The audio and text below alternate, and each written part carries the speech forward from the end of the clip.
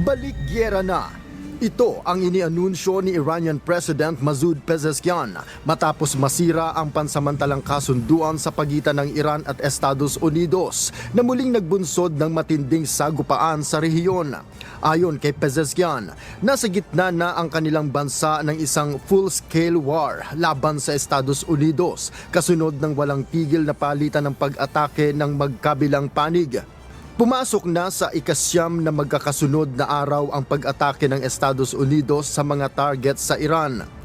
Kabilang ang mga military command centers, air defense systems, missile at drone launch sites at mga pasilidad na ginagamit sa mga operasyong militar.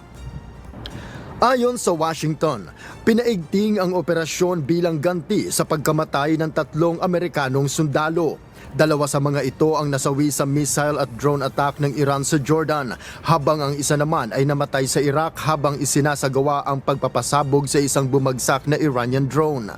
Sinabi ni US President Donald Trump na ang pinakahuling pag-atake ng Estados Unidos ay pagpupugay sa mga nasawing sundalo, kasabay ng pagtitiyak ng matinding pag-atake laban sa Iran. Well, we feel very badly, but you know, those great people, those great patriots were out there fighting that Iran cannot have a nuclear weapon. Iran has been very, very badly damaged. They've lost everything almost militarily. They've got very little evidence.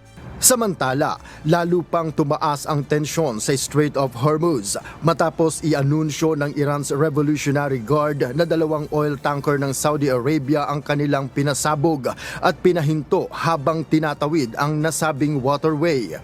Iginiit ng Tehran na lumabag ang mga barko sa itinalagang ruta at gumamit ng umano'y hindi ligtas na daanan sa udyok ng Estados Unidos. Dahil sa paglala ng sitwasyon, hinikayat ni US Secretary of State Marco Rubio ang ilan pang bansa na tumulong sa pagbabantay upang matiyak ang ligtas na pagdaan sa Strait of Hormuz.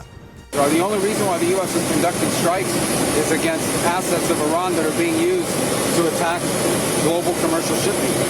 The Straits of Hormuz are international waterway, and they continue to launch against ships in that international waterway. Other countries should join us in this effort, but the United States is involved not just in protecting those ships, but in targeting the places that they use to launch these missiles and drones. Sa kabila naman ng lumalawak na labanan, kinumpirma ng Iran na nagpapatuloy pa rin ang mga diplomatikong pag-uusap sa pagitan nila ng Estados Unidos sa pamamagitan ng mga mediator upang mapigil ang mas malawak pang paglala ng sigalot. در این تردیدی نیست. دیپلماسی وظایف خودش رو خوب میشناسه و از هیچ تلاشی فروگذار نمیکنه. بازم تأکید میکنم همراه و همراستا با مدافعین وطن در نیروهای مسلح.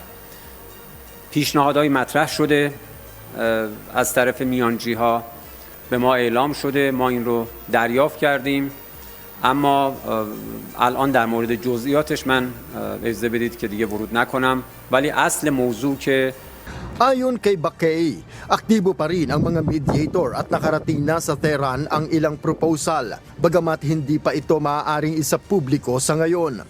Sa panig naman ng Estados Unidos, iginiit ni Rubio na nananatiling bukas ang Washington sa diplomatikong solusyon.